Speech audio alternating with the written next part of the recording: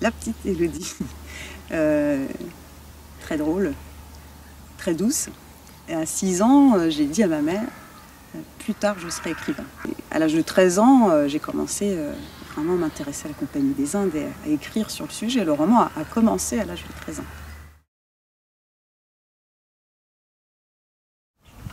Le premier livre que j'ai lu, dont je me souviens, on va dire, jeune, c'était le roman de la momie.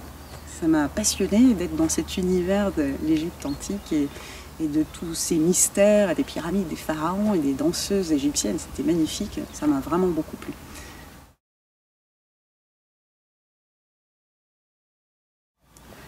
Si je partais sur une île déserte, j'emmènerais certainement La prophétie des Andes de James Redfield, pour tous ces mystères, et c'est à lire et à relire.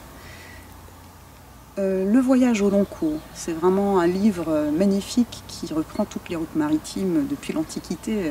Ça m'inspire, je pourrais m'y plonger et m'y replonger à chaque fois, tellement c'est magnifique d'épices, de trésors. Et le troisième livre que j'emporterais serait certainement celui que je serais en train d'écrire pour qu'il dure et que ça m'inspire et que je continue sur cette île déserte. Alors le personnage de Marie Boers est effectivement une partie de moi. C'est pas complètement moi puisque c'est romancé, mais c'est inspiré de vécu et de tout ce que j'ai pu expérimenter au cours de ma vie. Donc il y a des passages fortement ressemblants qui sont des traits de mon caractère aussi, de cette curiosité, de cette envie de voyage.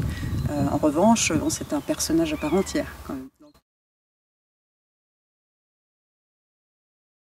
Non, c'est une histoire parallèle qui se déroule, que je suis en train de finir, d'écrire.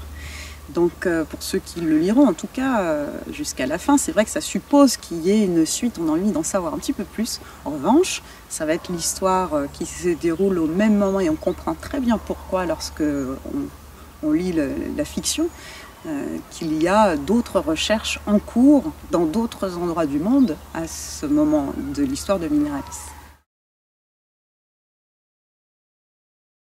Des histoires pour enfants, la partie jeunesse, donc ça va être plus, par exemple, une histoire sur les îles de Bretagne où une petite fille va rechercher l'âme d'un viking, on ne dirait pas plus.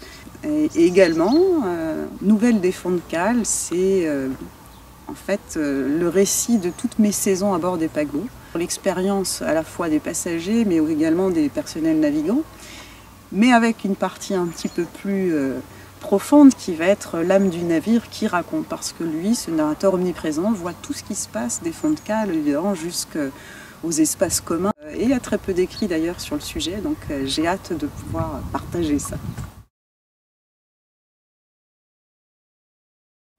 Voilà, écrire et l'imaginaire, ça c'est évident. La nature, parce que la nature ressource, et on y voit tellement de choses qui inspirent, et c'est vraiment les mondes invisibles. J'adore vraiment faire des balades en pleine nature. La musique, c'est essentiel dans la vie, pour danser, pour chanter, voilà, pour s'exprimer. Ah, j'en rajoute un quatrième, l'amour.